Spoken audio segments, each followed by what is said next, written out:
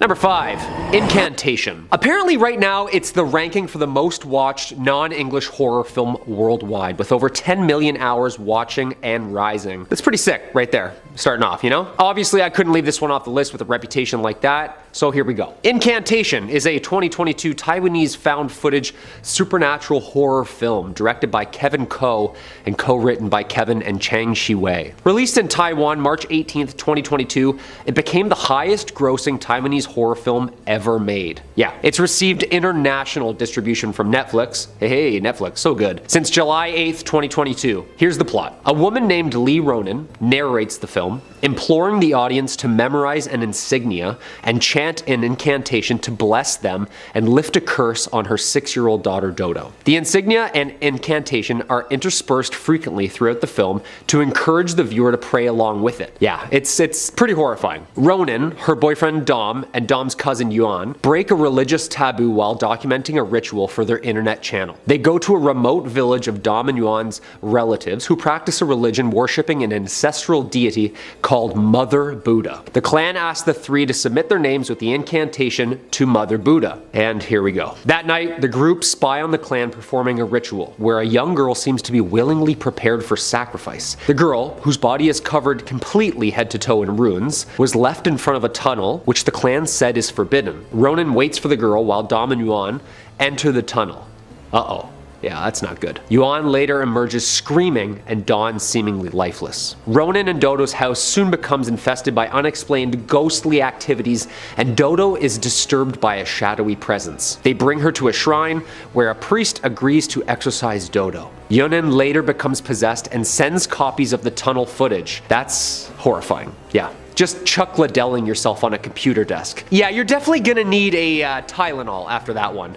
Ouch. The film ends with some audience participation, and I'm not gonna spoil anything, don't worry, but after watching this, I kinda understand why it's rated what it's rated. Yeah, very scary, but also really good. As always, dudes, if you like what we do here too, hit the like button or leave us a comment down below. Which 2022 horror film has you hiding behind the covers? Number 4. Horror in High Desert. Horror in High Desert is a 2021 American film written, produced, and directed by Dutch Merrick in a pseudo-documentary format featuring found footage elements about the mysterious disappearance of a hiker in Nevada. An experienced outdoorsman vanishes in North Nevada while on an outdoor excursion. On the 3-year anniversary of his disappearance, his friends and loved ones recall the events leading up to the disappearance and for the first time speak about what they think actually happened. The first part focuses on the police report of hiker Gary Hinge. Toward the end of July 2017, Gary hiked to an unspecified area in the Mojave Desert, and the police conduct a search based on the last GPS of location on Gary's cell phone. As time goes by, the media stop reporting, and a private investigator named Bill is asked to investigate so that the case would not be abandoned. The investigation then focuses on clues in the last of the published videos. Gary appears in frame from his home, narrating a very unusual experience. The footage found reveals that Gary was able to find his way back to some mystery cabin. There he hears chanting that seems to be human-like, and he eventually is attacked and the camera stops recording. Reporter and the private investigator speculate that who or what might have attacked the hiker. It is mentioned that the police have made this footage public in the hope that someone in the audience might offer some additional clues which spark a series of theories such as Area 51, atomic testing, satanic rituals, and of course, extraterrestrials.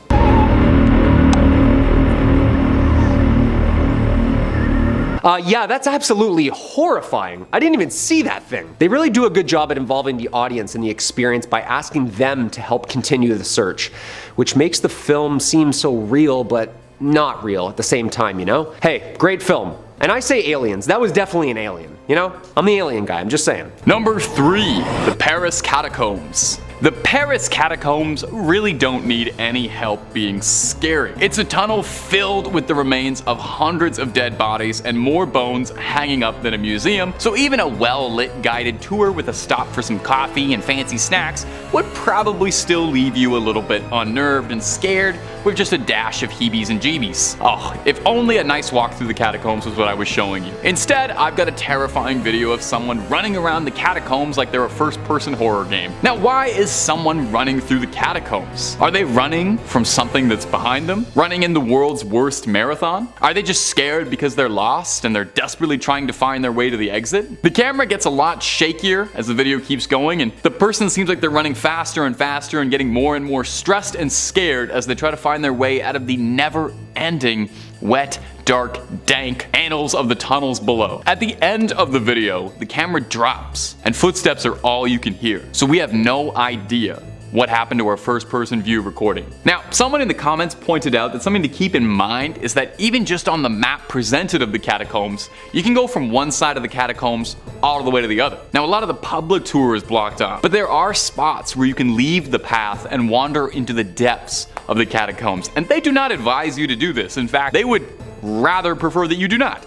You can get yourself really lost. Parisian police seal every entrance they find that isn't supposed to be on the tour, which means potentially you could go into one entrance, come back and find yourself in a sealed entrance, and you can do this for miles and miles. Explorers who are familiar with the catacombs say that the depths aren't even slightly mapped out. So there are miles and miles of just unknown catacomb out there. There are ways down no one knows and paths that could lead who knows where. Just hope you're not claustrophobic. Claustrophobic. Number 2, Candle Cove. If you're really tuned into internet horror and creepy campfire stories for a digital age, then perhaps you've come across Candle Cove before. This freaky story in particular actually scared me to my core when I was younger, like really chilled my bones. So it feels very appropriate if I can traumatize a new generation. I love to give back. What can I say? I love to keep the cycle. The legend goes that Candle Cove was a TV show for younger audiences about pirates, my favorite subject, filmed as a puppet show like something like the Thunderbirds. It first popped up on a forum for nostalgic TV, where someone asked if anybody remembered this old show Candle Cove. Tons of users came out of the woodwork to share their stories and happy memories of this silly little show. It was like a group effort, everybody tossing in what little bits of trivia they remembered. But people were frustrated that it was hard to find any footage or like DVD recordings of the show. Well, someone uploaded a clip of Candle Cove and it is pretty darn unsettling. As I've already mentioned,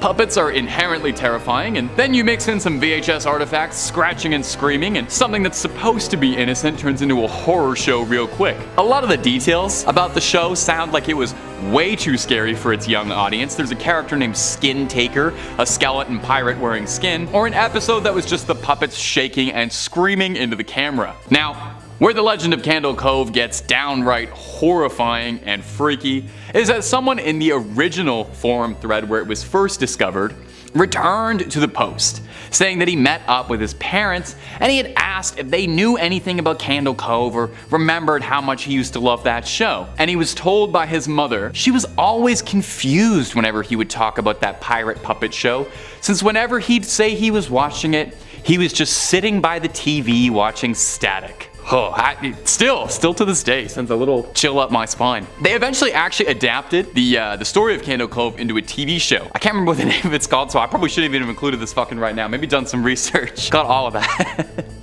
I am who I am. Number 1, Skinnamarink-a-dink-a-dink. This next one is short and sweet and also came out of Baddington's channel. 2 shoutouts in one video. Wow, we're gonna have to cut this guy a check. Well, when you're making some of the best scary VHS content out on the web, you can expect more than one shoutout in a video. This video is very short but spooky. Inspired by the sleeper indie horror hit Skinnamarink, this short video focuses in on an animatronic bear, one that I'm sure fans of indie horror PC games will instantly recognize. Much like the movie Skinnamarink, the clip really lets the tension and horror build up before unleashing a torrent of jump scares on you, and then fading out on a blurry, out of focus image of the bear from before, lingering on you and staring right into your soul. And I don't know when else I'll get a public platform for this, but please watch Skinnamarink if you like this sort of thing. If you like spooky VHS horror, that's literally what the whole movie is, and it's a Canadian indie horror movie, so by Canadian content regulations, I have to mention it. Number 6, the bonus haunted video. I know, a 6th entry on top 5 scary. What is he doing? He's letting the power go to his head. I know this is top 5, but I found a 6th one and it was just too good not to include. The story about it was amazing, the footage itself is horrifying, and I think you'll agree with me for including it. If you found a videotape that had a mysterious blank label reading "surprise," would you watch it? I feel like a lifetime of studying horror films has prepared me to know better than to do anything so stupid. Well, in 2018, a software engineer named Foon Turing discovered a mysterious VHS tape in a charity shop in Milpitas, California. The tape looked old, definitely a few decades at least, with a worn out sticker on the front reading "Surprise" and a smiley face, looking like a prop out of a horror movie. It looked like the thing that has the girl from The Ring on it. Most of us probably would have chucked that into a dumpster and set it on fire, but Foon is braver than most of us, took the tape home and popped it into an old VHS player. We got the footage, and I'm gonna warn you, there's a reason I saved this for the end. Please don't write the channel and complain if this was too much for you. It's pretty disturbing. Number 5, Grave Encounters.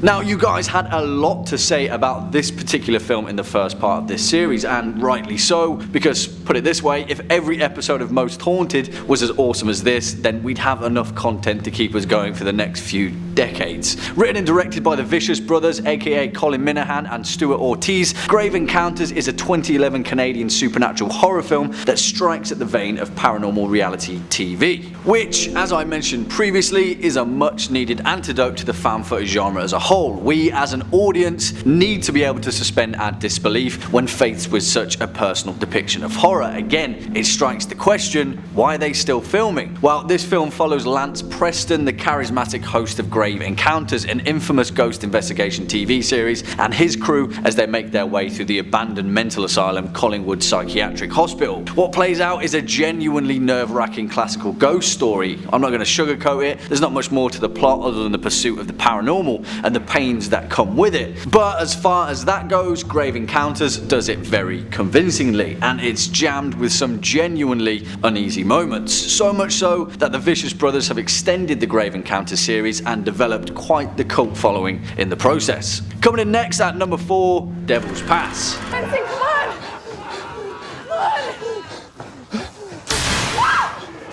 Come on! JP!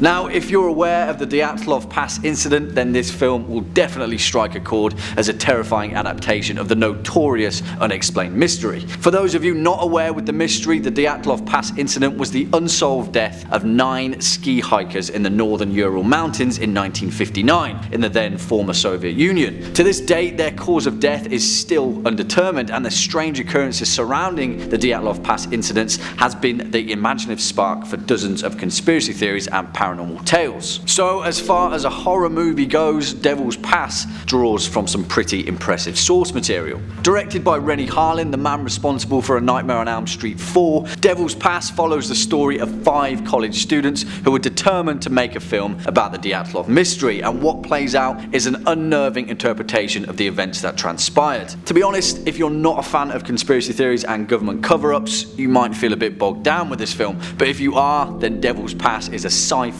horror heart-pounding ride through the found footage genre that's smartly made and surprisingly hilarious in parts. Number 3, Dashcam. Dashcam is a 2021 computer screen horror film directed by Rob Savage and written by Gemma Hurley, Jed Shepard, and Savage. The entire film is shot from the perspective of the main character's handheld iPhone, or the Dashcam, in her car as she live streams her actions for viewers whose comments are displayed. Kinda hard to read and watch at the same time, but it really makes it scarier, trust me. The film, of course, is produced by Blumhouse Productions, so you know it's gonna slap. Dashcam premiered at the 2021 Toronto International Film Festival in September 2021, where it was named second runner-up for the People's Choice Award. The plot: Annie Hardy is a right-wing internet personality who live streams from her car, making music and using her viewers' comments as lyrics. Tired of COVID-19 restrictions and homelessness in Los Angeles, Annie books a flight to London. There, she pays a visit to her former bandmate Stretch, who now works as a delivery driver. When she arrives at the restaurant, Annie is surprised to find it abandoned before she encounters the owner, who offers Annie huge money to apparently transport an old woman, Angela, to an undisclosed location. Annie accepts the offer, of course, and drives with Angela while live streaming everything to her fans. And this is where it gets terrifying. Angela then vanishes into a nearby forest, and the group find her standing atop of a tree, to which Angela just floats down to the ground before attacking the group, showing them her supernatural abilities. Angela hunts them down, and after a terrifying scene that I'm not going to spoil, a humanoidish creature emerges out of Angela, where it now hunts for Annie. Okay, Angela, this lady's gonna just take you to some friends, okay? Nope. Yeah, I would be saying a big nope, too. Hell no, I'm not driving some scary old lady in the middle of the night. That's like rookie horror film nonsense right there. Great movie though, great movie. Very scary. Number 2, Spree. Spree is a 2020 American comedy horror film directed by Eugene Kotlyarenko. The gonzo-style satire follows a social media obsessed rideshare driver played by Joe Keery, who we all love. In an attempt to become viral, he live streams himself murdering his passengers. Ooh, it's a challenge of a role, I'd say. The film also stars David Arquette, Kyle Mooney, and Misha Barton. It was executively produced by Drake. That's saying something right there. Spree premiered in 2020 at the 2020 Sundance Film Festival and was released theatrically on video on demand in 2020. The film received mixed reviews, though critics praised Keery's performance and the film's premise. I really like this movie. I think it's a good representation of 2020 culture, you know? With phones in our hand every second, everybody trying to go viral, doing anything you can for clout. This movie does just that. Okay. Here's the plot. A young man named Kurt is obsessed with being a social media star and becoming viral. Kurt finds work as a driver for a rideshare app called Spree, then fits out his car with cameras and begins a new live stream titled The Lesson, where he instructs viewers on how to become famous on social media. Kurt starts picking up passengers one by one and killing them off with poison that he politely offers riders, as well as a bunch of creative clout-chasing performance heinous acts. You'll see. Kurt is then stopped by 2 police officers who grow suspicious of him. It's revealed that Kurt's murders have already become public, with Kurt being nicknamed the Rideshare Killer. After police are unable to identify him, Kurt tries to flee, but he too is pursued by police, forcing him to crash his car through a homeless camp. With Kurt's murders becoming more well known online, Spree is temporarily shut down to allow an investigation to take place. Kurt tries to kill Jessie, the other character, but she pins him to the wall with her car and then in turn takes his phone and continues the social media presence which he started. Jessie then becomes a nationwide star after taking credit for Kurt's demise and capture surrounding the infamous rideshare killer. Yeah, I really like this movie. It's like super campy and over the top.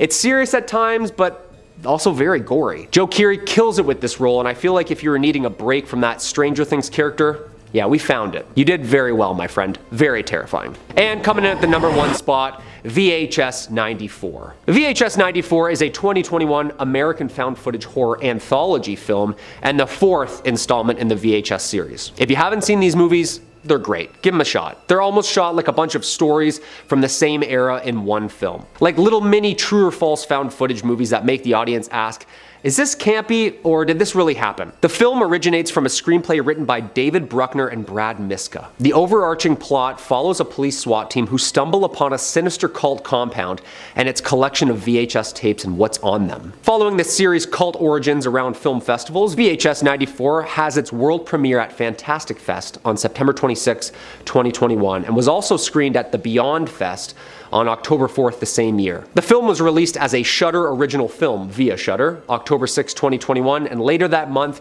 Shudder announced that it had become the platform's biggest movie premiere in its history, with record-breaking viewership numbers. That's awesome. Horror movies? Let's go. It's great stuff. These films are awesome. Okay, here's some plots. A SWAT team gets a tip and investigates a prison cell-like haunted house with various static screens playing different found footage. The first is a Channel 6 news reporter, Holly Marciano, and her cameraman, Jeff. They are filming a story about the Rat Man, a local legend who has supposedly been living in the town's storm drains. After interviewing several citizens who have reportedly witnessed the creature to gain information, the duo descend into the storm drain where they find several homeless encampments. While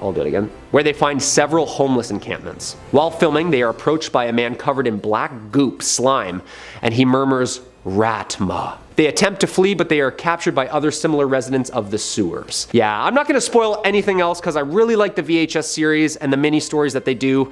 They're absolutely terrifying. The vampire part is the scariest part. I'm not spoiling anything. Check it out. Sneaking its way into number 5, we've got Creep. This flick breaks it down to the bare essentials. 2 dudes and a camera. That's all you really need to make a found footage horror movie. No big set pieces, no funky twist, no need for monsters showing up at the perfect time for nobody in universe to notice, just a maniac and a weirdo videographer and the things they do.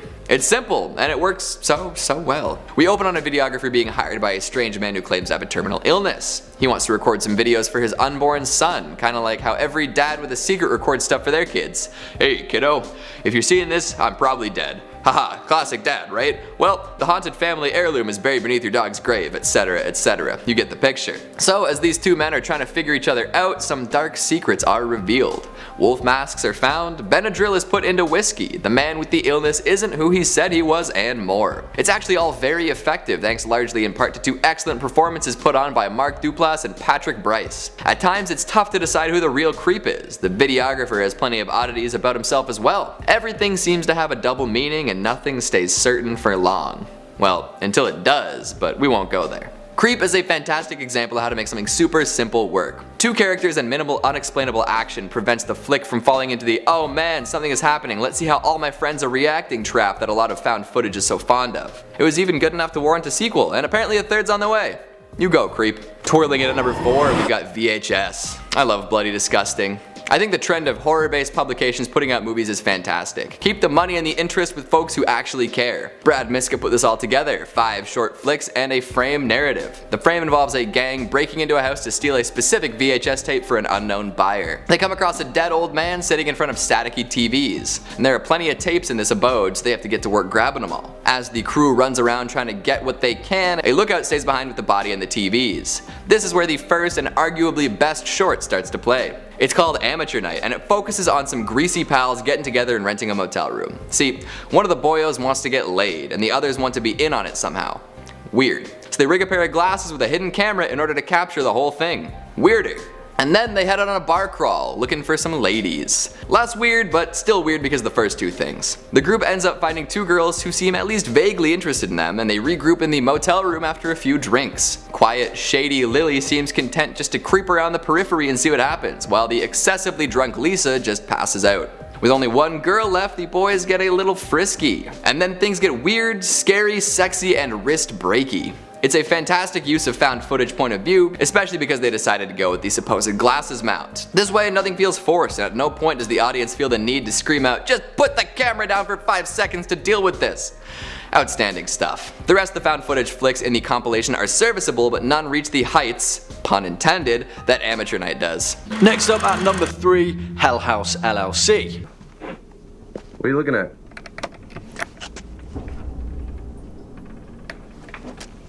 Holy got me, man. Alright, weirdo. I went into this film with 0 expectations and was terrifyingly surprised at how bloody good it was. If you're a fan of The House's October build, which was featured on our first list, then you'll find all of the same tropes in Hell House, but with more emphasis on the documentary style meta world building that found footage is so well built for. This film kind of went under the radar for most people and was shipped directly to on-demand services, but what's surprising about this film is how well made it is for something that was never intended to be seen on the big screen. To be honest, Hell House never really strays too far from its driving paranormal mystery, and we're never fully given an explanation that diverges from the main cast perspective. But that's also why it kind of works. There's no exposition in this film at all, and that's the way it should be, and it convincingly captures the feeling of the unknown. By playing out as a slow crawl that gradually unravels in media res, what we get is a genuinely terrifying paranormal mystery that, if we suspend our disbelief, could just as well be real. Swinging in at number 2, The Taking of Deborah Logan.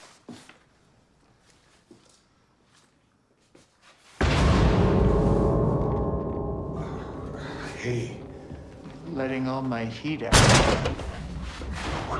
To be honest, this film could get on this list just for one scene in particular, and if you've seen The Taking of Deborah Logan, then you'll know exactly what scene I mean. If you've never seen this film, you've probably already seen the gif of it, because holy moly, that one's messed up. I don't say this lightly, The Taking of Deborah Logan is a really, really good horror flick, irregardless of the found footage genre. I think then that's part of the reason why it was dismissed. People were tired of the same old, and as soon as they heard the phrase found footage slapped onto it, they didn't give it the chance it deserved. deserved, but what they would have found is a convincing display of found footage horror at its best. Directed and co-written by Adam Robitel, The Taking of Deborah Logan follows a documentary crew who are making a research film on patients suffering from Alzheimer's. Their subject is Deborah Logan, an elderly woman with an aggressive form of the disease, but as the crew quickly realizes that prognosis is pretty far from being correct, and there's something much more sinister at work. One of my favourite parts of this film is Gavin, who after finding out that there's ritualistic murders involved, he just straight up quits on the spot and leaves. I love it, and we never see him again. He's just straight up gone, living his best life. Remember guys, if you ever find yourself in a horror movie situation, be more Gavin.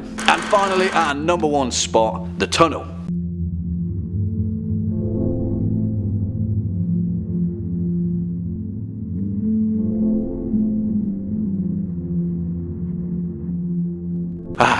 Holy moly, this film is ridiculously good. Equal parts thoroughly entertaining, convincingly made, and just straight up terrifying. Which makes it so much more impressive then that this is essentially a fan-made film, crowd-funded by selling individual digital frames for $1 a piece. Now, I will forgive most criticisms with this film, and to be honest, if you weren't a fan of the Blair Witch Project, then in all likelihood, you won't enjoy this. It is very unforgiving with its handheld sequences, there's a lot of disorientating shots, but I don't know about you, that's exactly what I want in found footage horror. I want to feel like I've stumbled upon a tape that shouldn't be seen. It's the reason why I believe found footage horror can be so effective when it's done right. It's not entirely what we see, it's the small moments of chaos that force our imagination to fill in the gaps. On top of that, we have an extra layer of exposition from the documentary sequence, allowing us to witness how the imminent threat ahead has already affected the survivors. What we get is a terrifying display of claustrophobic horror that seriously is edge of your seat stuff. Give this one a watch and then let me know your thoughts in the comment box down below, and maybe we'll have enough traction to pull off a part 3. Number 5, The Last Broadcast.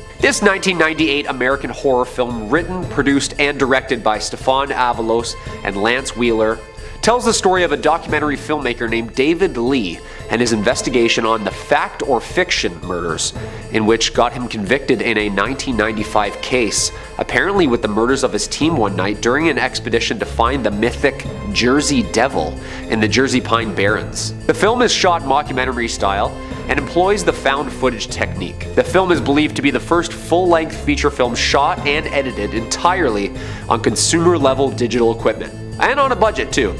I love this. I'm all here for it. Main character Lee seeks to discover the truth behind these killings while making his documentary. 4 men go to the Pine Barrens, where a psychic leads them to the apparent site. In the hunt, they broadcast a live show simultaneously via TV, internet, and amateur radio. They enter the Barrens, but only one emerges alive, as the others are brutally murdered. The likely suspect would appear to be Stephen. Oof, spooky. Seward, the only suspect, is then charged with the murder of his team. During his murder trial, Lee receives a box containing a damaged videotape reel, which he at first assumes is the tape from the team. With the murders caught on the tape, a blurred image of the real killer is seen, and is shocked to discover that the killer is the filmmaker himself, Lee. This is a great one. I really enjoyed this movie. It's low budget, young artists. It's a pretty good storyline too. And number 4, Man Bites Dog. Man Bites Dog is a 1992 Belgian violent comedy crime mockumentary written, produced, and directed by Remy Belval, André Bonzal, and Benoit Poulvard. I tried, sorry. Who are also the film's co-editors, cinematographers, and lead actor. The film received the Andre Cavins Award for the best film by the Belgian Film Critics Association, and since its release, the picture has become a cult classic, and received a rare NC-17 rating for its release in the US. Yeah, I'd up that rating to a rated R if it was me. After watching bits and pieces, I can't even say that without getting chills. Look, it's pretty disturbing stuff. Shot in black and white, it's gory, like very gory. Like if Tarantino made a gory snuff film. Yeah, I actually can't even put a clip into this because the found footage parts are way too disturbing. The film follows a crew of filmmakers following a serial killer, recording his horrific crimes for a documentary they are producing. At first though, dispassionate observers, they find themselves increasingly caught up in the chaotic and nihilistic violence, eventually becoming accomplices themselves. Ben, a witty, charismatic, and an easily enraged sadistic serial killer, takes the filmmakers and the crew to witness and watch the murders, explaining why, how, and when he chooses his victims. The viewer witnesses this grisly killings and crimes in graphic detail. The camera crew becomes more and more involved with the murders and even help Ben.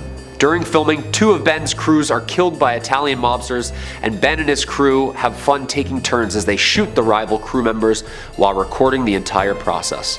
Like I said, it's gory. Tons more gruesome killings, and Ben is finally arrested, but then escapes. At this point, someone takes revenge on Ben, and he finds his girlfriend and family all disturbingly murdered in revenge. The camera crew and Ben are all ambushed and shot by the rival mobsters. After the camera falls, it keeps running, and the film ends with the death and of the fleeing of the suspects. Only watch this film if you can stomach disturbing scenes. Trust me, it's pretty visual. Coming in at number 3, we have Cloverfield. A found footage giant monster movie? Count me in. I remember the ad campaign behind this, and they got people excited to find out about the monster. By keeping it a secret ahead of the release and for most of the movie, it made for a fantastic word of mouth campaign and movie-going experience. We know this is truly some found footage as the flick opens on a little card letting everyone know that it was discovered amongst the rubble in an area once known as Central Park. Hot opening. So a bunch of friends are having a going away party for their pal heading to Japan, and all hell breaks loose. And by the way, Japan?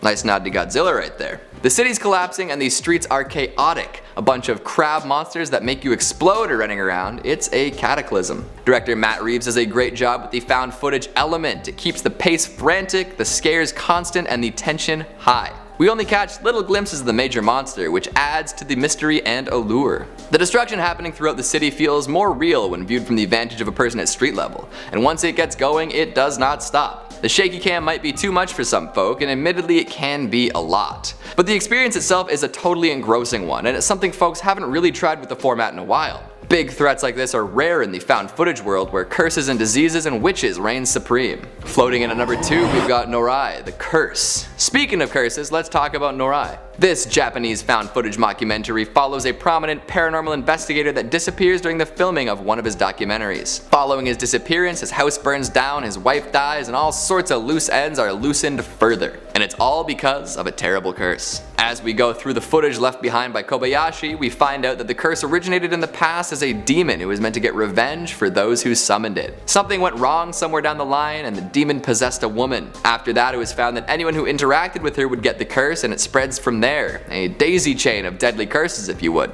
It's a fairly common premise, especially among Japanese horror, but it makes up for it in presentation. Noroi is a slow burn, atmospheric and dense. There aren't any jump scares and no gimmicks either. It seeks to disturb you from the inside out by presenting you with creepy occurrence after creepy occurrence. We see everything through the lens of the cameraman, and dread germinates like a seed deep within your psyche. The way it presents the story is very procedural, with plenty of exposition to keep the plot moving along. This can be tiring, but it has another trick up its sleeve. There are plenty of moments where ghosts appear in the background without drawing attention to themselves, rewarding eagle-eyed viewers with a little scare to call their very own. And finally, at number 1, Lake Mungo.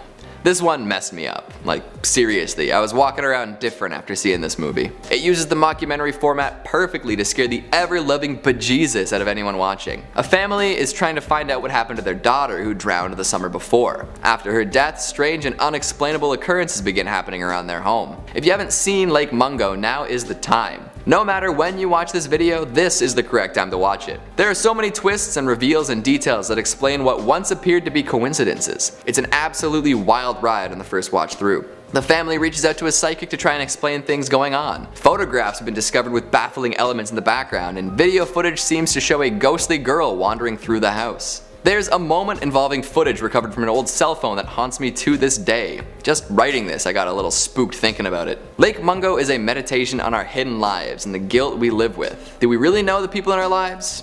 What aren't they showing us? Kicking off at number 5, the McPherson Tape, 1998. Kurt, they're on the roof. Kurt, what are we gonna do, man? We're on the roof. Oh, close the flue. Also known as Alien Abduction Incident in Lake County, the McPherson Tape is an incredible display of science fiction horror done well, in a time when the found footage subgenre was just finding its feet. I'll be honest with you guys, when I first saw the McPherson Tape as a kid, when it was broadcast as a straight-to-TV film, I thought it was actually real. And I wasn't alone either, because when it originally aired on UPN on January 18th, 1998, hundreds of people called in to verify that it wasn't actually portraying real-life events. So much so that the Lake County Sheriff's Department had to release a statement reassuring viewers that the events didn't take place. The McPherson Tape centers around a family of the same name who have gathered together for Thanksgiving at their lake house when things quickly and mysteriously go wrong. As usual, I don't want to spoil any plot points for this film because it's definitely worth a watch, but if you're terrified of the thought of little green men roaming around your house at night, then you'll definitely be a fan of this film. Coming in at number 4, The House is October Built, 2014.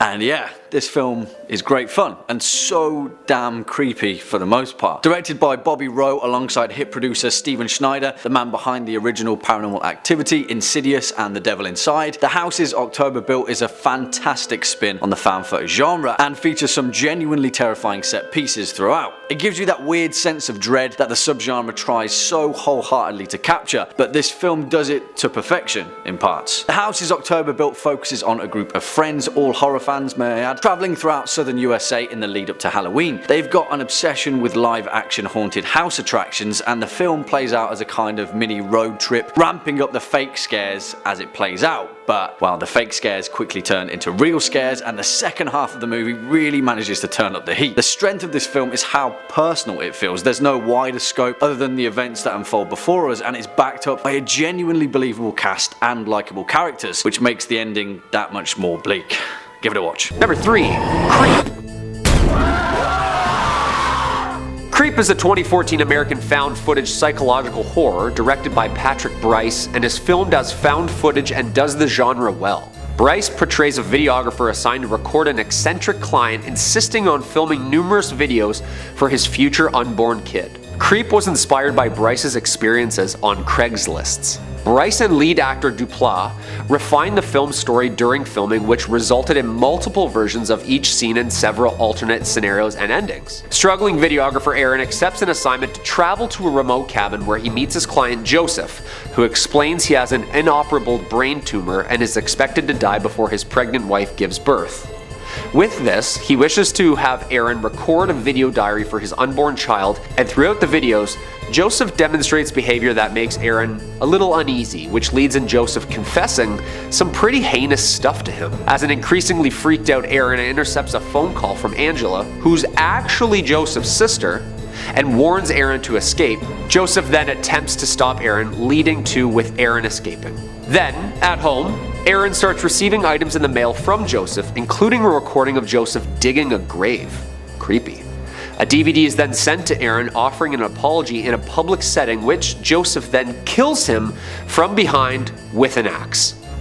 Spoiler alert, Joseph, now calling himself Bill, later receives a phone call from his newest target as he places a DVD of Aaron's murder alongside recordings of his past victims. That's scary. Yeah, I saw a play about a gruesome Craigslist ad once. They can get pretty disturbing.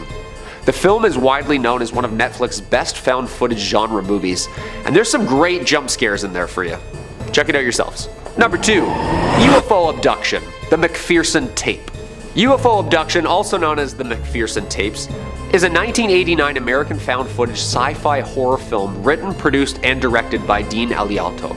The film focuses on a family who are being terrorized by extraterrestrials during a birthday celebration. The late 80s and the early 90s were ravished by an overflow of popular paranormal genre movies and TV such as The X-Files and Unsolved Mysteries. The film begins with a brief introduction that proposes the film as legitimate and one of the strongest pieces of evidence for ETs yet. On October 8, 1983, the Van Hees family gathers in Connecticut woods to celebrate 5-year-old sister's birthday. One of the brothers uses his handheld camera to record the night's events. The evening passes relatively uneventful as the family celebrates. However, After a small power outage, the brothers walk to the neighbors to investigate, and the three eventually come across an extraterrestrial spaceship landed in the woods and are shocked to see 3 small aliens walking around.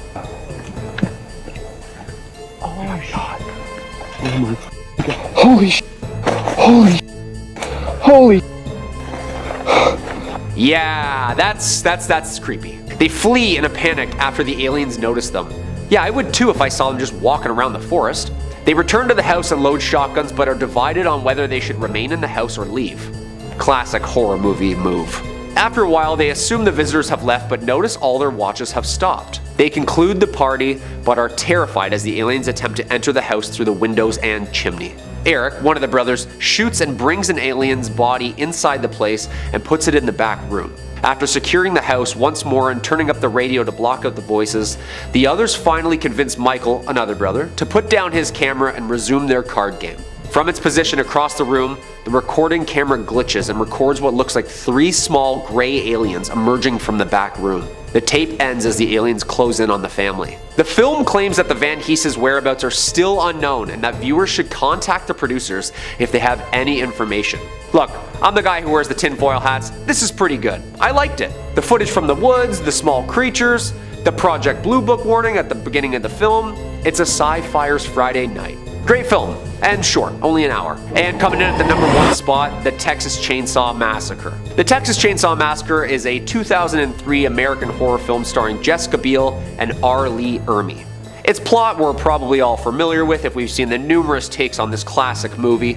It follows a group of young adults traveling through Texas who encounter Leatherface and his murderous family, a remake of Tobe Hooper's 1974 film and the 5th of the franchise. Erin and her boyfriend and friends are on their way to a Lynyrd Skynyrd concert in Texas. While driving through Texas, the group picks up a severely traumatized hitchhiker walking in the middle of the road. After they talk with the hitchhiker, she takes her own life with a concealed pistol. The group contacts police where they are led to an old plantation house where Thomas Hewitt is waiting, also known as Leatherface. Erin escapes and heads towards the woods, but Leatherface, armed with his chainsaw, follows each of the concert-driven friends one by one in an all-out slasher gore fest.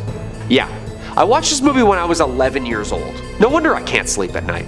Erin escapes into the woods with Leatherface chasing close behind her and her friends, but she eventually injures him and halts the pursuit. Leatherface suddenly appears in the road and slashes the car with his chainsaw, but Erin manages to escape.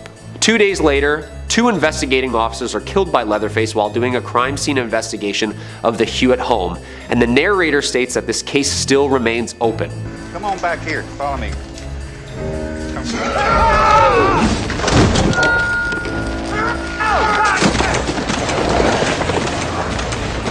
Yeah, that's absolutely terrifying, alright? Seems like this franchise was loosely based around a cannibalistic family in the South and actual evidence, case, and trial of Ed Gein. Number 5 on this list is SCP-966. SCP-966 is a very disturbing type of creature that needs to be caught. The SCP Foundation describes them as predatory creatures that resemble hairless humans possessing an elongated face with a mouth lined with needle-like teeth. On each hand, they have 5 claws that can be up to 20 centimeters long. Although sharp, these are easily broken, making them unfit for combat. SCP-966's height ranges from 1.4 to 1.6 meters, and they can reach up to 30 kilograms in weight. Physically, SCP-966 are weak, possessing hollow bones and low muscular density. They do not seem to rest through sleep. Instead, they will suddenly cease all movement at seemingly random intervals of time, resuming normal activity 3 to 5 minutes later. Now, those creatures don't sound very appealing to me, and even though they have weak bones, they aren't something that I'd want to have a run-in with by myself. And my instincts hold true because humans are on the menu for SCP-966. The problem is the way that they hunt. Because they're so frail, a head-on attack isn't how they get their prey. They need to be a lot more stealthy. So what they do instead is emit a very high-pitched frequency that won't allow the individual hearing it to engage in any sleep at all. This applies to REM sleep all the way to micro sleep. It's said that the range of this high-pitched frequency is 20 meters, and once you're hit with it, there's no going back. SCP-966 will then stalk you until your exhaustion incapacitates you to a point where it can safely attack and consume you. Along with exhaustion, this high-pitched frequency can also bring on vivid hallucinations and sharp changes in someone's temperament. So far, there's been no cure for being hit with this frequency, so even if you're capable of finding SCP-966 and killing it before you get too tired, you'll be doomed to live the rest of your life without sleep, which is effectively a death sentence anyways. Ever since this SCP has been discovered, the numbers have been thinned, but there's still many of them on the loose and at large. Number 4 on this list is SCP-3129. SCP-3129 is a very strange SCP that can't really ever be caught because it's just a phenomenon that occurs. That being said, we need to develop some way to either catch it or stop it from happening because it's very detrimental to our society. There are 3 stages to this SCP. The first stage, as described by the Foundation, is when phenomena invariably focus upon a human male aged somewhere between 40 and 50, hereafter designated SCP-3129-1. SCP-3129 transmissions can vary in presentation and length wildly, but invariably remain on the topic of SCP-3129-1's apparent election bid. No instances of SCP-3129 have been found outside of the continental United States or present in any non-English languages. So stage 1 is basically something that occurs on television and appears to those who are watching. Stage 2, as described by the Foundation, begins after 2 to 4 weeks of exposure to stage 1 phenomena. Up to 8% of viewers will become fixated upon SCP-3129-1. Civilians more politically aligned with the ideas presented in SCP-3129 commercials are more susceptible to infection. SCP-3129 adverts have not shown any overall political bias. Class B amnestics are effective at treating stage 2 infection. Now, the final stage that the Foundation describes is an infection displaying fanatical devotion to SCP-31291. They argue with open hostility against opposing viewpoints and ideologies. Stage 3 infected tend to seek out other infected in person and by way of online message boards and communities. This SCP isn't as dangerous as some of the others on this list to our health, but to our society it's by far the most detrimental. Whatever or whoever SCP-3129 chooses to support, those who witness its occurrence will also feel extremely passionate about the same thing. It's effectively a brainwashing tool that no one is in control of. This SCP completely destroys any sense of democracy and takes away our human free will. I don't know how you could catch something like this, but finding a way to identify it when it happens and interfere with the broadcast, I mean, that's definitely something that we need to be looking into. Next up at number 3, Noroi, The Curse, 2005.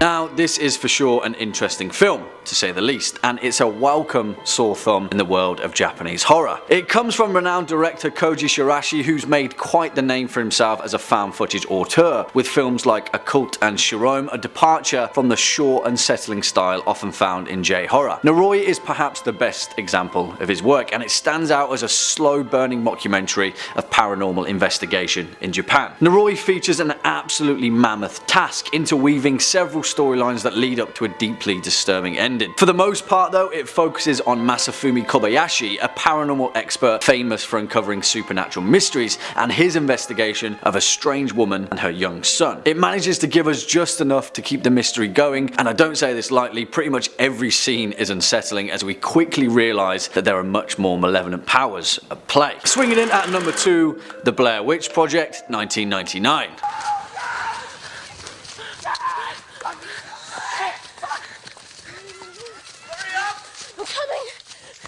My boots aren't laced. And you just knew this one would make this list, didn't you? Of course, perhaps the most famous found footage horror film of all time, and many people's first horrific dive into the subgenre. The Blair Witch Project is an awesome horror film, I'm gonna say it, and the impact that it had on the genre as a whole can't be denied. The reason that the Blair Witch Project is so damn good is because it managed to pull off exactly what terrifies us, a stark reminder that what really scares us is the stuff that we can't see, especially in a time when horror cinema cinema was trying its hardest to deliver full frontal fear. Again, like with the McPherson Tape, the Blair Witch Project relied heavily on viral marketing. Even a year after its release, the three actors, Heather Donahue, Joshua Leonard and Michael C. Williams, were listed on their IMDb pages as missing or deceased. The film's creators, Daniel Myrick and Eduardo Sanchez, made huge strides in creating a working mythology for the film, drawing on 18th century folk legends to fabricate their own occultist backdrop, hinting to the viewer that perhaps there was some truth to the events of the film. In essence, it's what makes found footage horror so good when it's done well, an uneasy mix between horror fiction and horror fact. And finally, at our number one spot, the Borderlands 2013.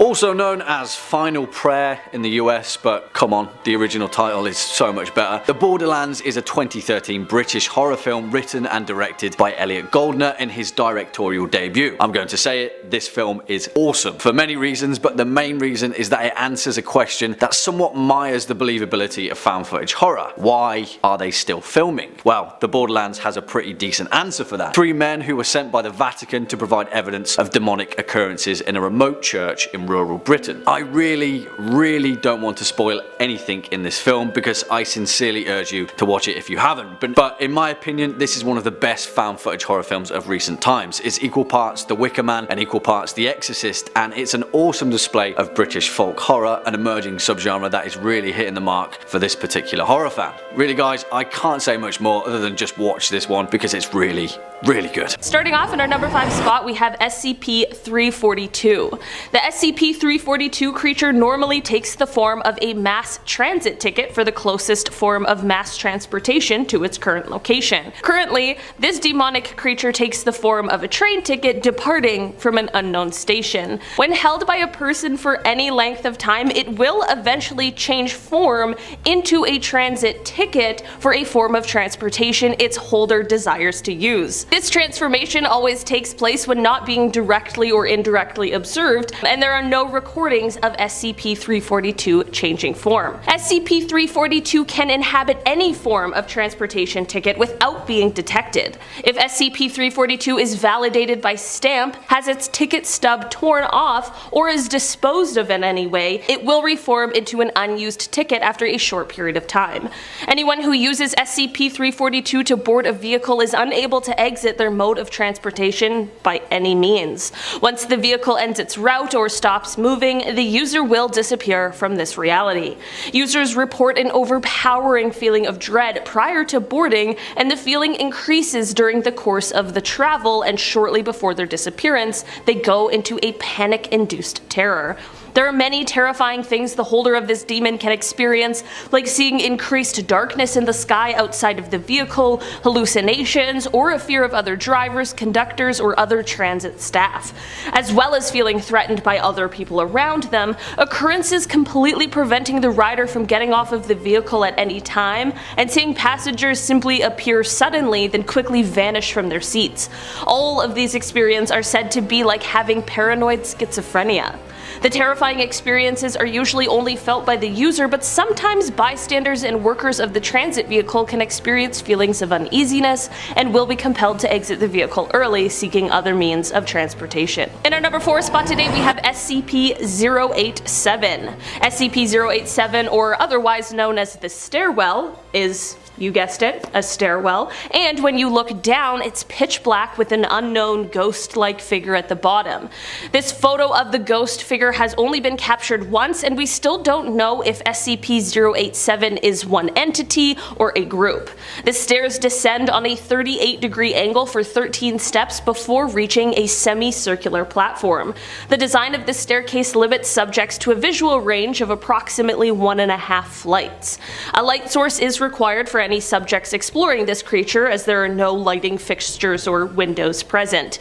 Due to the darkness and design, the subject needs an extremely bright source of light to be able to see the bottom. It's been seen that lighting sources brighter than 75 watts have been shown ineffective because SCP-087 seems to be able to absorb excess light.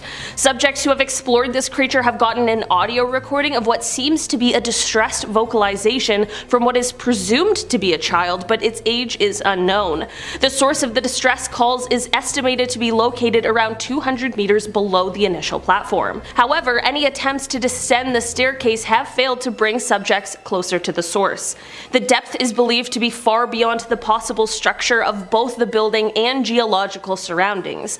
At this point, it is unknown if SCP-087 has an endpoint. Many people who have tried to learn more about this creature have suddenly gone missing during their exploration. It is believed that whatever or whoever is beyond the platform has extreme powers and can quickly grab the subject they desire with no one even noticing. Many believe that either below the platform or at the bottom of the stairs is the gateway to hell, or even SCP hell, where there are hundreds or thousands of SCP creatures that reside there. The mystery of these disappearances and the fact that we don't know much about this SCP-087 makes it even more terrifying. We don't know what it's truly capable of, or if they work alone, or if it's a group of creatures preying on humans. Number 3 on this list is SCP-169. SCP-169 is one of the SCPs on this list that has the potential to kill millions if it so desired. The Foundation describes this creature as a marine arthropod of enormous size known as the Leviathan by generations of sailors and oral history. Presumed at first to be a myth, SCP-169 was detected by Mobile Task Force Gamma-6 during an investigation of paranormal activity around the archipelago. During Y6's investigation, a doctor whose name they don't reveal discovered the archipelago to have moved at least 3 kilometers from its original location. Though initially the doctor believed this motion to be due to unusually quick continental drift, a reconnaissance mission performed by the USS revealed the archipelago to be the protrusions of rock-like plates covering an enormous organic mass. The Foundation was brought in immediately to begin threat management. The Foundation goes on to say that they think this arthropod's size is somewhere between 2,000 to 8,000 kilometers long. The Foundation does not specify which archipelago they're talking about, but they do say that if this arthropod was to go deeper into the ocean or the earth, then all these islands would sink as well. The one positive thing about all of this is that the creature is thought to only breathe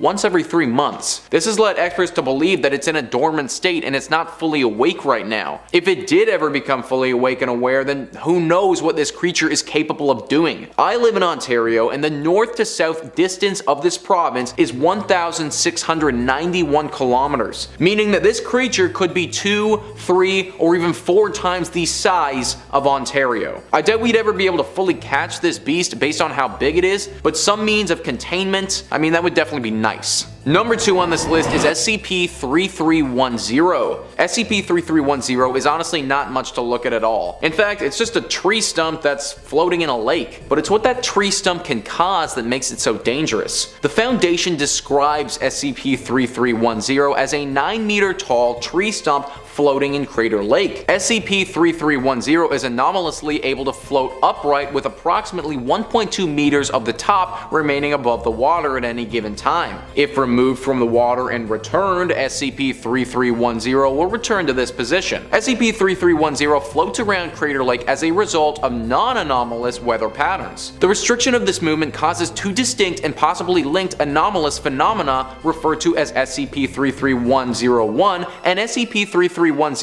Previously, activation events were caused by the removal of SCP-3310 from Crater Lake, but recent activation events have occurred while SCP-3310 remained in Crater Lake. Both of these phenomena demanifest after the triggering cause for the manifestation is ended. Now, the first of these phenomena that the Foundation is referring to will cause a great fog to appear over the surrounding areas with torrential rainfalls. In some of the events that have happened, over 3 meters of water have rained down in a very short amount of time, causing massive flooding. The second phenomena has several unknown humanoid entities appear and flock to this tree stump. The entities change depending on the time this happens, and no one has any idea who or what they are. This is why this SCP needs to be stopped and captured. Floods aren't great, but we can deal with those. The entities and what they are capable of, though, is completely unknown to us. One time this happens, they may decide to attack us humans, and without any knowledge of their strength, we might not be able to stop them. For now, we can at least take comfort that we know where this SCP will be, but capturing and containing it should be at the forefront of the Foundation's mind.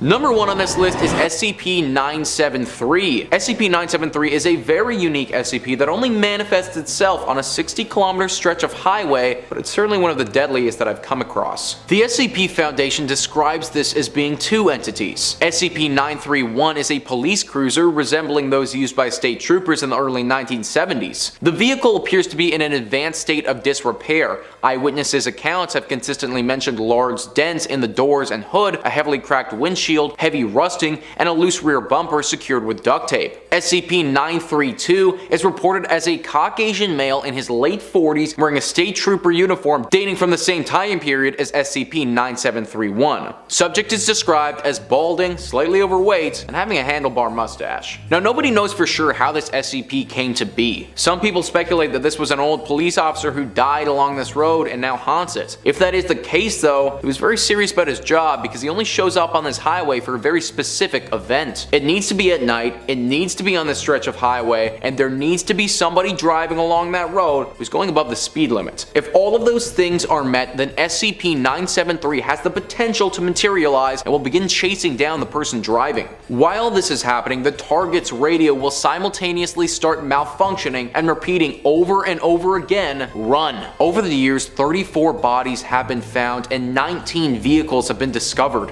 I would go into detail about how these bodies were discovered, but it's honestly so graphic that YouTube would definitely flag this video. There have only been 5 survivors and they've all had serious mental trauma from this experience. I'm not sure how you'd catch SCP-973, but something has to be done to stop these brutalistic deaths from continuing. Number 5. I want a toy. Coming up first on our list today is going to be this creepy VHS tape uploaded to YouTube, I Want a Toy.mp4. It's been circulating around the net for a bit, and maybe you've actually seen it before if you've got your nose to the grindstone vis-a-vis scary videos like yours truly. This video was uploaded to a channel called Baddington and is said to have been discovered on a lost VHS tape and has left people with a real uneasy feeling in their stomach afterwards, and not just from watching all that static. The video itself, it's only about 5 minutes long, but those 5 minutes are more than enough to make your skin crawl and your hair stand on end. I'm burpy. The footage is grainy and distorted, making it difficult to discern what exactly it is you're even watching. It feels like a staticky nightmare, like something you kind of remember but can't quite focus on. It's like a recording of a TV show you've never heard of or seen before, aimed at what looks like preschoolers or kindergartners. There's a puppet that looks like he's probably pretty good friends with Annabelle and the puppet from Saw, and he's sitting singing his lovely, horrifying rendition of Twinkle Twinkle Little Star for You. Horrifying puppets and slowed down scary nursery rhymes. Is there a better combination in scary videos? If that wasn't enough for you though, things get a lot worse when our scary puppet friend seems to start degrading as the quality of the video degrades. His eyes vanish, and the camera cuts to our little wooden pal saying how badly he wants a toy. He's been a good boy. I don't know. I gotta be honest, Haunted Puppet, I'll see what I can do, but I can't guarantee nothing. It might be best to keep a bit of distance between us, you and I. Now, if you enjoyed this kind of stuff, and I definitely do, that's why I made a list of it, I definitely recommend you toss Baddington a subscribe. They're a very good content creator. If you like content like this, there is a lot of haunted VHS stuff on that channel. But if you're looking for more than haunted VHS stuff, analog or digital, Top 5 Scary has it all. From stories of hauntings, Halloween movies, cryptids, conspiracies, true crime, and more, we've got a little something to scare everybody. So hit subscribe and that bell and don't miss a single scream. But take it slow, okay? Make sure you watch the rest of this video. Number 4, grave robbing for morons. Do you wish you had a few extra bucks? A little side hustle to help you make a few dollars in between checks in these trying times? I know I do. Maybe you just need a hobby that can also make you a little money on the side, a little passive income. Maybe something fun like selling old clothes on Depop, or I don't know, something outdoorsy like grave robbing. Luckily, there's an instructional video you have just got to see. That's our next entry, grave robbing for morons. The video itself is a how-to guide for individuals interested in grave robbing. It provides step-by-step instructions on how to locate and dig up graves, as well as helpful little tips for avoiding detection by the authorities. Now, the video does kind of seem like it might be a joke. It's presented kind of humorous, you know, there's some funny graphics and sarcastic commentary. People for a long time have wondered if the video is real, if this guy's really confessing to a criminal act, or if he's just doing a joke in poor taste. Grave robbing is definitely pretty illegal, but it's also one of those things that's considered like, I don't know, highly immoral, blasphemous, if that's your sort of thing. It's fine to grave rob if you're in like a video game and you're taking Viking gold out of an old crypt, but it's a little bit different when you're cracking open coffins in real life, I would say. Now, some people argue that the video it's just a work of satire, it's just a joke, and you shouldn't put too much stock into a weird video uploaded to YouTube, and that the video might just be a commentary on the whole absurdity of grave robbing as a whole, and this is to discourage people from engaging in the practice. Regardless of whether or not you think it's real or not, it's definitely got a lot of us talking, so it's definitely a videotape that maybe none of us should have watched. Some people believe it should be banned, while others believe it should be protected. That's all I gotta say about that. In our number 3 spot today, we have SCP-088. SCP-088 is a humanoid with reptile-like features which appears to be in a mummified form, but it's merely in a state of hibernation from which it may recover if it is exposed to a more hospitable environment than its current containment. Research has indicated that SCP-088 is approximately 6,000 years old and is capable of producing a variety of hazardous biological compounds from its mouth and hands. Some of these substances could be of great strategic value if replicated, but until a means to extract them without awakening SCP-088 is found, research is on hold. This demonic creature is currently sealed in its airtight case 24/7. The case is constructed of transparent acrylic plastic to resist the corrosive properties this creature possesses. This monster has been contained for more than 70 years and has only risen from its hibernation state twice. Each time personnel was exposed to the awoken demon, they experienced a painful mutation, after which they shared the physical characteristics of SCP-088.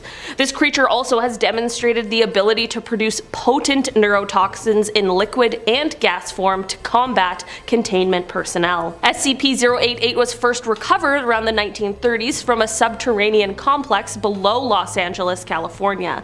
The site was originally discovered by a man known as GWS using a device he called a radio X-ray. After mapping a series of tunnels and gold deposits below the city, G declared that he found the lost city of lizard people as described in the legends of Arizona's Hopi tribe. The SCP-088 was recovered with the mummified remains of 23 other beings sharing similar morphology. However, none of these beings found with this creature were alive, and examination suggests that they may have been originally human or possibly even half lizard, half man. Due to this creature being so dangerous to humans, it's been very hard for people to be able to research it or its origins, so many findings relating to the SCP-088 can't completely be confirmed and may never be due to the damage it can cause to humans. In our number 2 spot today, we have SCP-173. Moving on to our next creature, we have SCP-173, the Sculpture. At a first glance at this creature, it may appear harmless or just a little creepy, but as it is a roughly humanoid concrete structure with stubby arms and legs with green and red facial features made from Cryon brand spray paint. But don't underestimate its abilities from its looks, as this scary creature is incredibly swift and is known to capture anyone as its victim. SCP-173 is considered a Euclid class SCP with Class 4 hazardous containment procedures, and the very first being captured by the SCP Foundation. It is the most well-known SCP of all time, rightfully so. The creature's origin is still unknown, but one thing is for sure, is that it is very hostile towards any life form. There have been reports of sounds of scraping stones within their container when no one is inside. To prevent SCP-173 from escaping, it must be locked in its container at all times. When personnel enters SCP-173's container, a minimum of 3 must be locked inside the container with the creature. To stop any mishaps, 2 people must maintain direct eye contact with him at all times, and they need to notify each other when they are going to blink, as it is only able to move when no one is looking. And for that reason, you may not want to take your eyes off of this one, or you may be in deep trouble. In our number 1 spot today, we have SCP-993. SCP-993 is also known as Bobble the Clown. This is a humanoid creature that directly resembles the appearance of a clown. Bobble is known for his cruelty and sadistic behavior hidden behind the cheerful and colorful face of a clown. It's the scariest thing in the world. Arguably one of the scariest SCP for the fact that his main objective is brainwashing children through a television show. Bobble performs illegal and immoral acts and takes joy from watching his victims suffer. Okay, creepy clown, don't invite him to your birthday party. Additionally, he takes delight in twisting and manipulating people through his television show.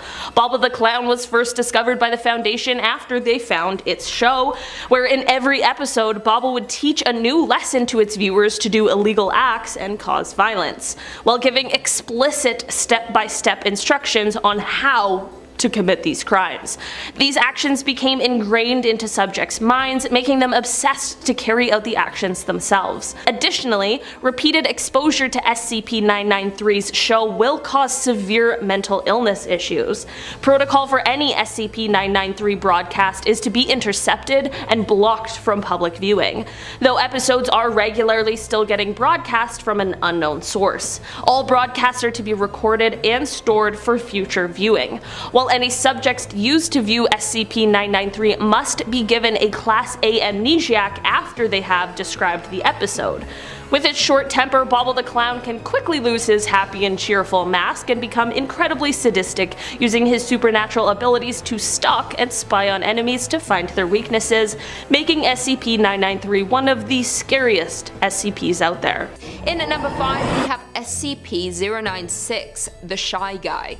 096 is also known as the Shy Guy, but do not let his name fool you. His appearance alone can terrify even the toughest person. They are one of the most horrific SCP creatures of all. They are an emaciated, bone-white, hairless humanoid with long dangly arms and legs. This creature tends to be docile, but it has one trigger that makes them highly dangerous. Whenever someone looks directly at their face has blank eyes and a mouth that can stretch up to 5 times the normal size of a regular human. No matter how close you are to this creature, if you look at its face, even from a far distance or just for a second, it will go berserk. If this happens, it will start to flail, cry and babble before chasing down the offender and violently attacking them. If 096 gets provoked and someone looks at their face, it will stop at nothing to take down their prey. There isn't an obstacle it cannot get past. It can smash through steel doors and walls, running endlessly across huge distances, and even able to swim to the very bottom of the ocean to pluck said offender and destroy them. The only ability it does not have is it isn't able to fly, but it uses its extremely long arms to run, similar to a gorilla that uses their arms along with their legs to walk, and they launch off the ground to gain air and distance for a quicker capture of their prey. If this destructive creature is able to get captured, they must have a bag put on their head to make everyone that is around them safe. But accidents happen, and they have happened. 096 is one of the most well-known, iconic and recognizable SCPs of all time. In at number 4, we have SCP-939 with many voices. 939 is known as With Many Voices, and they are a species of bright red amphibian predators, each one as big as an adult man, and they weigh over 400 pounds. They don't appear to have many vital organs, lacking a nervous system, heart or digestive tract, and their elongated heads have no eyes and a large set of glowing dagger-like red teeth. They are terrifying to look at, but also can cause mass destruction. Despite being literally brainless, they are smart due to the way they hunt their prey.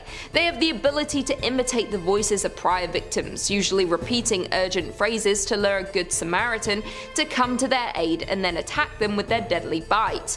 They also exhale an amnesia-inducing chemical, so if anybody is lucky enough to escape being killed and eaten, there is a good chance they won't remember what just happened, and could possibly get fooled by the creature's tricks again. If you ever hear mysterious calls for help, make sure it's not 939, or you will be devoured by this giant red amphibian. They also like to travel in packs, which is even more terrifying, and once they lay eyes on their prey, 939s are persistent and will continue to pursue said prey until they capture them. This monster is believed by many SCP fans to be a version of the devil due to tricking humans into thinking they're innocent, taking advantage of their vulnerability, and ultimately leading to that person's demise. Using their massive mouth and sharp teeth to instantly kill their prey, 939 loves to prey on humans due to the fact that they can trick them so easily and they can take advantage of people's kindness to lure them in. In at number 3 we have SCP-106, the Old Man. 106, or otherwise known as the Old Man, is a terrifying looking elderly humanoid. Do not let his older appearance fool you, he is deadly. This creature has the general appearance of a human but looks like a rotting or decaying corpse. It is not too agile and can remain motionless for days at a time, waiting for his prey to come to him. This creature is capable of scaling any vertical surface and can remain suspended upside down indefinitely. When 106 will attempt to incapacitate their prey by damaging major organs, muscle groups, or tendons, they then pull prey into its pocket dimension. They prefer human prey from 10 to 25 years old, but if they haven't had prey for a while, they will take anyone or any living thing. This creature is very smart and has many abilities, making it hard to capture. They are able to cause corrosion effect in all solid matter it touches, engaging a physical breakdown in materials several seconds after contact. This is observed as rusting, rotting, and cracking of materials, and the creation of a black mucus-like substance similar to the material that coats 106. It is also capable of passing through solid matter, leaving behind a large patch of its corrosive mucus. This demonic monster remains in a maximum secure area. No physical interaction with 106 is allowed at any time. All staff must stay away, and they need to always stay at least 6 meters away from the cell, except in the event of a security breach. He resides in a sealed container comprised of a lead-lined steel, and it is sealed within 40 layers of identical material. The cell is also suspended in the air so that this creature can never be able to escape. Any object or material lost to SCP-106 is deemed missing, and no recovery attempts are to be made under any circumstances. If this creature escapes, it could be detrimental. In at number 2 we have SCP-049, the Plague Doctor. 049, otherwise known as the Plague Doctor, is popular among SCP fans. At first glance, it's not the most terrifying creature out there. It's dressed like a man who is dressed in a black hooded robe and a silvery ceramic mask with long bird-like nose. It has since been found out that this attire is an extension of his body, being fused permanently and organically to his flesh. It is a humanoid entity around 6 feet tall and resembles the appearance of a medieval plague doctor. This creature's intent is ridding the world of the disease, which has yet to be elaborated on, so no one really knows what his true motive is. He selectively chooses which patients he wants to operate on, and his mysteriousness makes him even more terrifying. His touch is fatal, and when he has a cadaver to work on, he cuts them open with no medicine and makes them watch while he performs on them with a strange set of medical tools and serums. Once the operation is complete to the Plague Doctor's standards, the patients are never the same again, and they lack any higher brain power function, so they tend to roam around in a zombie-like state. 049 goes from patient to patient because that is what they enjoy and what motivates them, so they try and find the right match quickly. If they go too long without finding a victim, they grow impatient and go completely nuts, ultimately tearing their targets apart in anger. This demonic creature is smart enough to speak but usually chooses not to. He is silent but deadly. When he does choose to speak, he rarely deviates from the subject of curing the pestilence. Under no circumstance should you ever come in contact with this creature due to his unpredictability and sudden burst of rage. You never know what it will be like, and it could be deadly for you. The Plague Doctor is the stuff of nightmares and horror movies, and you should avoid it at all costs. And finally, in at number 1 we have SCP-682, the Hard to Destroy Reptile. One of the scariest and most well-known SCP creatures is the Hard to Destroy Reptile. It is a massive cold-blooded quadruped with more intelligence than a human. Despite being highly intelligent, he is also extremely dangerous and hateful towards pretty much every living thing. This demonic creature enjoys showing humans and other life forms his distaste for them by ripping them to pieces. It also has massive strength, speed, reflexes, and can regenerate flesh at a rapid pace, and is able to adapt to hostile environments in the blink of an eye. Other abilities this creature possesses is it can bring itself back from the dead. Many have attempted with everything from bullets to acid and fire to even nuclear bombs, but nothing can destroy this beast, not even other SCP creatures creatures are able to destroy this monster. It can also evolve and change its body when needed. It can consume organic or inorganic materials to provide for the necessary mass, and it has been known to grow additional organs. This creature was discovered by the Foundation after it killed a few farmers on the grounds of being disgusted. If you try and destroy him or get your revenge on this creature, good luck, because it is damn near impossible, hence its nickname, the hard to destroy reptile. It could appear as though you did destroy it, but that is exactly what they want you to think. They will appear dead at first, but then quickly adapt and find a counter to said opponent, returning to life with even more abilities than before. One example was that the beast was launched into the sun. It returned a few days later as a winged fire creature, which caused massive devastation when it landed back on Earth. The creature is one of the most dangerous creatures in possession by the Foundation for all its abilities and its hatred for all life.